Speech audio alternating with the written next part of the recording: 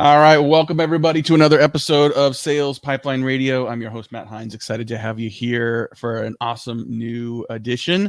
If you are watching us live, if you're participating live on LinkedIn or YouTube, we're super excited to have you here in the middle of your workday. We'd love to hear from you. If you're watching this live, you can interact with the episode, interact with each other in real time in the comments. Love to see those. We just get super excited when we see those of you engaging with us. If you got a question for myself or Julie, whether if we don't get to it here, we'll get to it afterward. But thank you so much for that. If you are also listening and watching on demand, thank you very much for downloading, for subscribing. If you like what you hear today, if you like this content, this format, we got a lot more of these. We're on episode about 360 Sales Pipeline Radio over the years. Every episode on demand, past, present, and future at salespipelineradio.com. Very excited today to cover a topic that we have been thinking a lot about this year. And very excited to have someone I consider one of the preeminent experts in customer-led growth, Julie Persofsky. Julie is an advisor to SaaS companies worldwide, helping them achieve exponential growth, and really excited to have her joining us live from Whistler, BC, Canada today. Julie, how you doing? I'm doing great. Thank you so much. Good to be here. Oh man, so I'm excited. I think that we are experiencing a cacophony of something-led growth initiatives, right? there's event-led, there's partner-led, there's all this and that. So on one hand, I'm like, customer-led just adds to the mix. However, I'm really excited to see so many companies lean in on the customer experience and thinking of the customers as a conduit and accelerant of revenue, not just in retained revenue, but also net new revenue as well. So when we use the phrase, whether it's customer-led growth or whatever, what does that mean to you? What are we talking about? Right. So at the end of the day, you have a pool of customers that already use you, already have budget for you, already have hopefully achieved impact from your product or service. And they essentially are a pipeline of massive revenue potential through upsell, cross-sell, also making sure that you retain that business is huge. And then the other component is leveraging your customers for advocacy to help you generate new leads, right? So there's referrals, there's customer stories, there's references. And so all of that, leveraging your customer base to fuel your next stage of growth is really where customer-led growth comes from. A lot of companies focus almost their entire marketing effort on net new growth, on acquisition. And if you're an early stage company, maybe you don't have a big customer base, and that's a great place to start. However, many of those companies, as they mature, continue to spend the majority of their time, budget, and efforts on acquisition. And they got maybe a newsletter and an 800 number for their customers. How and when do you start to change that balance? And what are the first things companies should do to invest in that customer relationship in a more effective way? Yeah, I mean, obviously, the first thing that you're going to do is you need that pool of customers. You're going to have a customer success team that's going to be managing your customer base, and that's the first thing you need to do. Mm-hmm. And then, as you start to grow and get this large group of customers, you want to start thinking about it from a marketing standpoint of how are we nurturing them? You mentioned this list of people that maybe you send an email to once a year. You really, the most forward-thinking companies today are collaborating with a customer marketer, someone on the marketing team, and customer success to think about, okay, if we want our customers to be most successful, what impact do they need to achieve throughout our customer journey? And actually milestone those moments out across year one. And then I like to think about it as year one and then all time after year one, because that first year is really, really crucial in onboarding steps and adoption and whatnot. And then you think about what are those impact moments that help our customers be successful so they retain. And then also, what are the opportunities to have them grow with us? So whether it's usage-based, but also are there new products you can sell to them? So a really good critical time to think about really leaning into nurturing your customer base and marketing to them is when you have products to sell to them. Because generally speaking, your customer success team is going to be great at helping them use the product, but unless you enable them to sell to your customer base, they're not going to think about it. They're not necessarily incented to do that, and that's not necessarily their skill set. So we want to shift that to say, here are some ways to think about why you would sell this to your customers, the impact, the greater impact they could achieve, and here's how. And so that's where the collaboration comes. Yeah, a lot of companies also sort of invest heavily in thinking through their buying journey, and you talk a lot about customer journey. What are some key stages of that? Because I think a lot of companies say, okay, like I got this buying journey they bought, and now they just use, right? but there's more than that. And so how do you think about the nuances of that customer journey, and sort of then building strategy and designing sort of an optimal sequence across that journey? Yeah. So this has been we're going to shift our thinking a little bit. Okay, so in sales, you have a marketing funnel, right? You have got like all these people who are going through your marketing funnel. Then you generally have your BDR or SDR funnel, who makes it through as a qualified lead. And then you have your sales, your actual sales funnel for your AEs.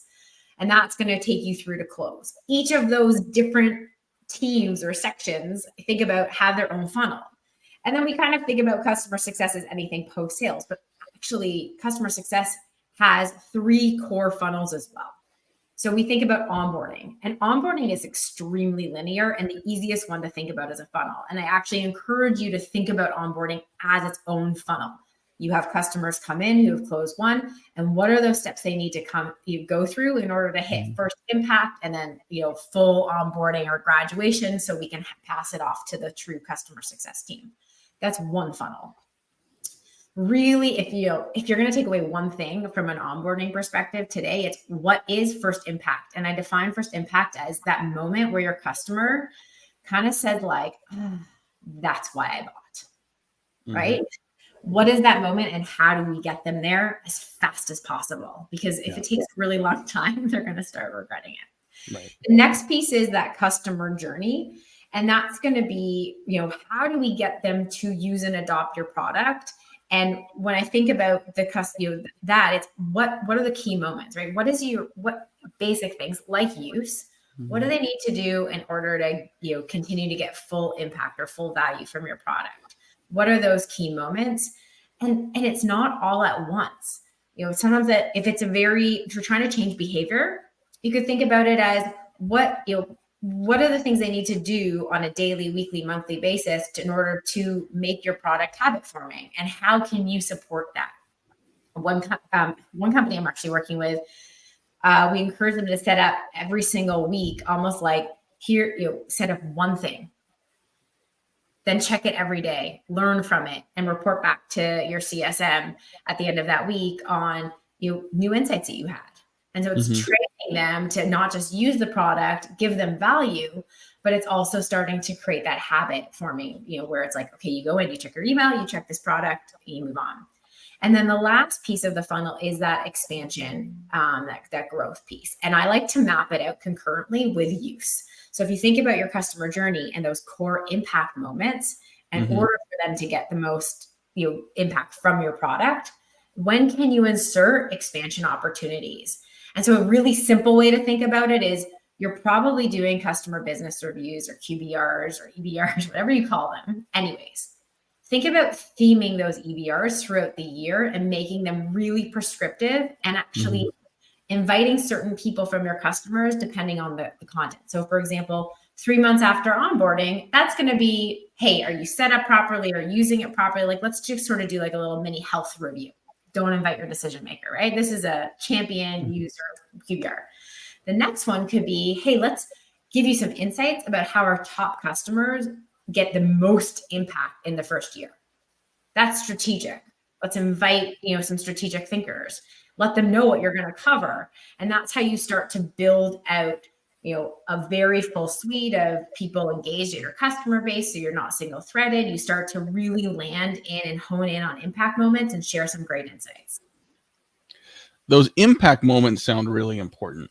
And as I think about what, you think about experiencing as a customer relationships with a lot of companies I use, both personally and professionally, I think sometimes there can be a take it for granted kind of feel, right? Where like, hey, they're in the product, they're doing fine, their checks are clearing. I think we're good. Like the reinforcement of the why, right? Like when you buy something, you have high hopes that it's going to work, but you're hoping it's going to work. Sometimes you need that reinforcement, not just as first impact, but ongoing impact. And it may be beyond just the people using your product. I'm also curious, like when you've got like a user team who are experiencing and using the product, but then you have executive sponsors who may no longer be involved day to day, week to week, month to month, but may make decisions around budget and renewals at some point. How do you keep those folks engaged? Yeah, so there's the two main things. So I agree. The impact moments are so valuable and something that companies don't think about. And one of the most important pieces is a company may bought for one reason, right? Maybe it's often cost savings or time saving, whatever it may be. But oftentimes there's other areas, or there's other value drivers that other customers are getting. And so as someone in the customer success team and even customer marketing, if you can start to document those different types of impact and capture them in stories or different snippets, it's a great way to nurture. Hey, customers like you, executives like you have been achieving X, Y, and Z from using our product. Do you want to learn more? And we don't do that, right? I mean, you said take it for granted. We often just sort of say, oh, they're using the product, they'll be fine. But really, we want them to continue to gain more impact, because here's what I've noticed about customers. They have this massive pain, which is why they bought in the first place, right? But as soon as they start really using your product, that pain goes away. And it's really funny. It's funny about pain. Like, have you ever had an injury? You forget how much it hurts. And so all of a sudden your customers no longer have that pain. And so the resonance of the impact you're helping them achieve is kind of not as powerful as it was when they first started using you. So they almost have amnesia, right? And then all of a sudden you're going to raise the prices. Maybe maybe they had a bug or something and they've forgotten how painful it actually was before your product. So your job is to also almost like remind them, right? Remember what life is like without us? It's terrible. We are, your Mecca. And in addition to that, we can help you do so much more. Talking today on Sales Pipeline Radio with Julie Persofsky. She is a longtime advisor to SaaS companies looking to achieve exponential growth. And that growth can't just come from net new sales. The exponential comes in leveraging those customer relationships. Talk about that interplay between successful customers and driving new pipeline. I think people think of like, okay, I've got these customers. My goal is retention. My goal is expansion. But those customers, like successful customers, are a leading indicator to health of your net new pipeline. Talk about that connection and how that interplay works. Absolutely. And I think, the world of advocacy, it's such a soft concept, right? Oh yeah, we need advocates, but really advocates fuel your business. I spent 5 years working for an advocate marketing platform, and part of what was so powerful is when you can they actually create an engine for your sales team, right? So think about, if you're in sales, think about how much faster a deal closes when you can bring in a great reference. Right. Think about how much faster a prospect goes through your sales funnel if it's been a referral, right? I think it's like the stats were like 80% faster, right? Or 80% more likely to close if it's come from a referral. We don't even ask our customers for referrals. Right. So in addition to marketing, supporting the world of your customer success team and nurturing our clients and helping them expand and educating them and whatnot, it's about capturing those advocates and nurturing them to help fuel your sales funnel, asking for referrals, asking if they'll be part of a reference program, capturing great stories. And I'm not talking about the boring stories that you see on websites, right? Like, make them human, right? Talk about the people behind it and the problems they're solving and some of their interests. So that way you actually want to read more and learn more. So who owns this? Because sometimes you get a lot of heads nodding like, hey, this makes a lot of sense, but you got a marketing team that isn't staffed for this currently. You got a sales team that's focused on net new. You got a customer success team that sometimes is mostly reactive and tactical and just sort of really making sure people can use the product. This whole idea of a buying journey and advocacy and creating these moments of impact and communicating them, who should own that, and how do you start to build that function? That's a really interesting question because Not only is the customer success team often reactive and they want to get proactive, it's a goal, but it's hard when you're like, every month you have renewals coming up and, you have to fight fires and whatnot. So shifting to that's really important. The other piece I would say is your customer success team is often really, they like to hold their customers close. They're scared to let other people touch their customers. Right? That's a terrible analogy. Okay. They're scared to let other people talk to their customers. And I would encourage, if you're in customer success and listening to this, only benefits can happen. I agree. You don't want salespeople just randomly calling, but if you're open and say, hey, let's collaborate on a really effective, creative customer journey where marketing can help and maybe, account managers can help, we can do some great things. And it's often scary as someone who's, their numbers are made by retention to let other people open up potentially Pandora's box. Yeah. But if you map out that customer journey and you have those moments when people, other people in your organization can come, they can really support that, your initiatives. Who owns it though? I would say everyone's bogged down with their own challenges. I think customer marketing is often a very undervalued role in organizations. It would sit under marketing, but dot line to your head of CS, right? So you have what you want is a creative like marketing to come up with really great campaigns for your customers and for your advocates. And so someone who can think strategically and creatively, but collaborate and help build out that customer journey. That would be my recommendation if you have the budget for that. Yeah, and hire Julie to help you answer a lot of those questions. Quite honestly, I know we're running short on time here. We're working together a lot more closely now on some content around customer-led growth. We got a webinar coming up, which I'm super excited about. That we'll put a link into the comments here. For those that are sort of nodding their head and saying, "Yeah, this totally makes sense." What other resources should they go look for? What should they be reading? What other things do you recommend they go check out? I just think that there are some, oh man, that's a tough question. What should we read? Putting me on the spot here. Well, I think, you do a great job through your LinkedIn profile, through a lot of your content, sort of talking about this. I didn't mean to make it sort of a loaded question, but I think I have this question as well, right? Because I think this is as much as you have spent time on this initiative, it is not a very well documented part of the revenue process. And so I think, maybe that's why the webinar and sort of this content is even more important, because we don't have a lot of other people that are talking about this today. Yeah. And I think we're still in, there's lots of great people talking about, those traditional, I'll call it traditional customer success, how to onboard your customers and whatnot. Yeah. But I think this marriage between, what's so fascinating is sales and marketing are so, they're so old in terms of companies have been doing those. They're so traditional in terms of what they've been doing. It's been, obviously modernizing in terms of the tools and the different programs, but customer success is still in it. It's a toddler, right? Yeah. When I started in customer success, we weren't even called customer success managers. We were called solution managers, right? So this concept is new. And so we have to also think about the fact that we are in its infancy and we need to continue to evolve it and learn from it.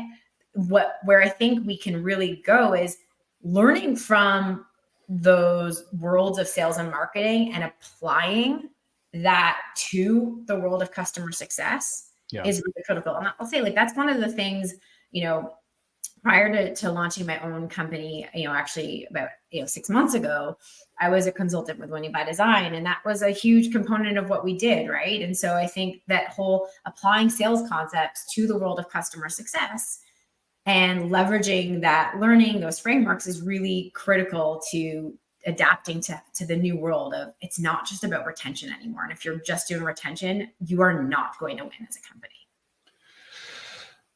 I'm going to say what you just said again, just to reinforce it. If you're just thinking about retention, that is not enough, and it is not enough to win and get the full value in a win-win way for your customers as well as for your business. And I think you're right. This is kind of a new way of thinking about things. The complexity of the buying process continues with complexity of the customer journey. in these big, complicated companies with multiple layers of users and advisors and executive sponsors, you are doing yourself a disservice if you aren't thinking about that in the same level of depth and discipline as you're thinking about the buying journey and coordinating what sales and marketing are doing there. Julie, thanks so much for joining us. We're going to put a link into the comments to make sure everyone has access to the webinar we're doing upcoming. Clearly, this is an area that needs a lot more content, and your head is full of it. So looking forward to getting more of that through. And thanks for taking the time today. Same. Thanks so much, Matt. Thanks, everyone, for joining us. We'll be back next week, every week at 11:30 Pacific, 2:30 Eastern. Thanks for joining us.